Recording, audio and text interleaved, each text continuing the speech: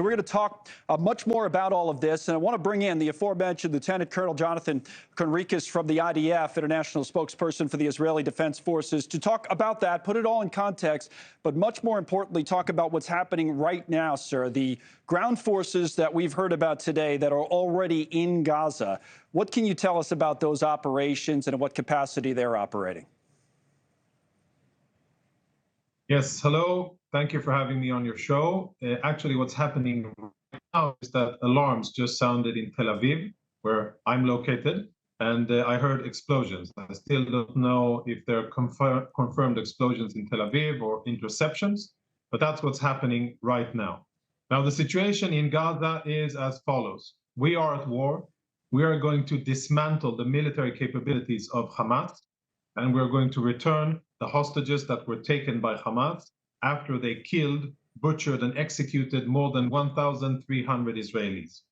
What we're doing in Gaza now is an attempt, a preemptive attempt, to clear northern Gaza, including the major city of Gaza City, from as many as possible civilians out of a concern for their safety, in order for us to be able to operate while minimizing the effect on civilians.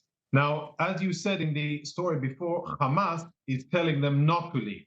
Now, what I think, when anybody looks at this situation, we, the enemy of Gaza, of Hamas in Gaza, are telling people to leave, and those who govern Gaza are telling people don't leave, then who is right and who is wrong? Who's trying to do the right thing in a very, very complex situation, and who is abusing civilians? And I think it should be abundantly clear that what we are doing is trying to do the right thing in a horrible situation that has been forced upon us. We didn't start this war. We'll end it. You're trying to get those civilians to move to the south, which we'll talk about in a moment. The video we've been showing while you've been speaking was put out by the IDF earlier to those specific ground operations of the day. So those are raids, right? Those special operations raids is how you described to try to get rid of some terrorist elements. And will that lead to an imminent ground invasion of a much larger size? So what can you tell us about what the next few days might hold? No, so I'd like to disambiguate that. What we did over the last few days were a set of operations which were tailored at solving this 1,300-piece puzzle that we have, which is to account for every dead Israeli. So we have identified the vast majority of the bodies. We have a better understanding of who is dead, who is missing, and who is presumed to be held hostage. But those operations, those incursions, small tactical incursions, were part of an effort to gain more intelligence and to understand where our people are so that we can formulate a plan on how to get them back. And I'm happy to say that we did indeed find substantial intelligence that added a little bit to the clarity of a very, very ambiguous situation. Can you go any further than that in terms of adding to the clarity? There's been speculation people could be kept in the tunnel system that's been talked about a lot. What more would you say about the intelligence you were able to uncover?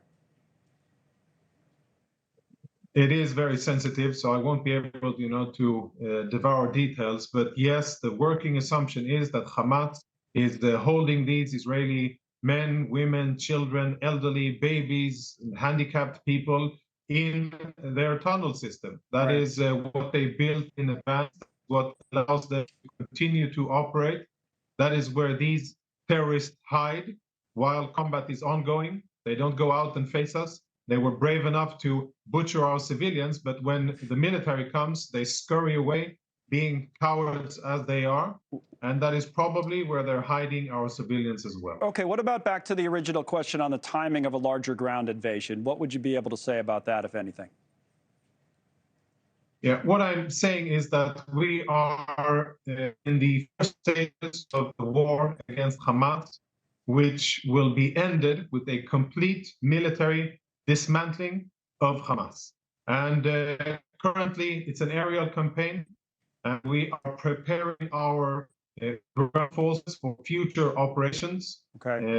And we are trying to do everything. If the objectives of the operation of the war can be achieved without ground operations, then I'm sure that Israeli decision makers will opt for that, because ground operations are extremely challenging and usually come with a very high death toll. And we would like to avoid that. Still would like as to it avoid seems it. now, Okay. yes, but as it seems now, Hamas continues to fight. Hamas is not releasing the hostages. Hamas fires rockets at our civilians, and Hamas is trying to destroy Israel. So that leaves us with very little choice but to continue to pursue our military goal with the military capabilities that we have at hand.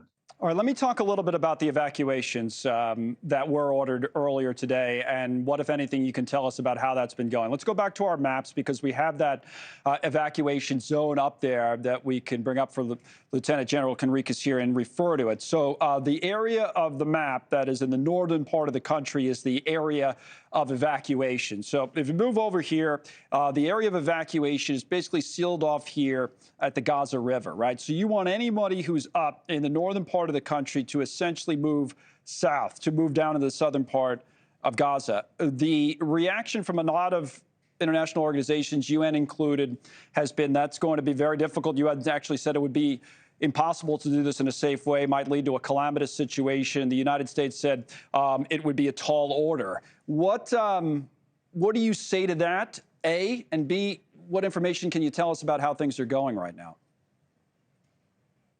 I think that whoever that UN personality was who said what he said, I think he'll be proven wrong. And I think that Palestinians, out of a concern for their own safety and well-being, their lives, will show that it is possible. It won't be beautiful and it won't be comfortable. And I can tell you that neither was the evacuation of Israeli civilians from the torched remains of their villages and kibbutzim. That wasn't beautiful either. We evacuated our civilians from the border area because we don't want them to be in an active combat zone. And out of a concern for civilians in Gaza, we are asking them to do the same, to evacuate the area. Now, is this will it be an orderly and well-executed, peaceful movement of people? Most likely not. We are at war. Right. And at war, unfortunately, horrible things happen. What we are trying to do is to minimize the horror, to minimize the effect on civilian casualties. And we are advertising our intentions and activities in advance, which from a military perspective doesn't make a lot of sense because the enemy can prepare himself. But we are doing that. We are forfeiting military gains in order to get people away and save them. And I think that the pictures that you're showing are so important, right? So that people around the world can, yes, they are evacuating despite the fact that Hamas is telling them not to.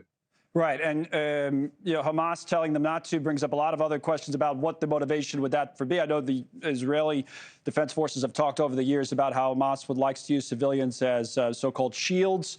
So that certainly could be part of it as we watch some of these people walk out. I want to go back to the maps one more time just to make a final point and ask a question about it.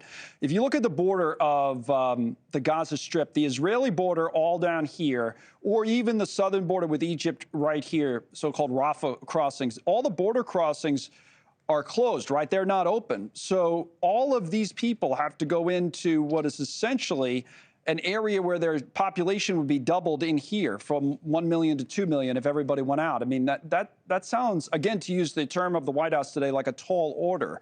So quite simply, where do all these people go? Where are they supposed to go?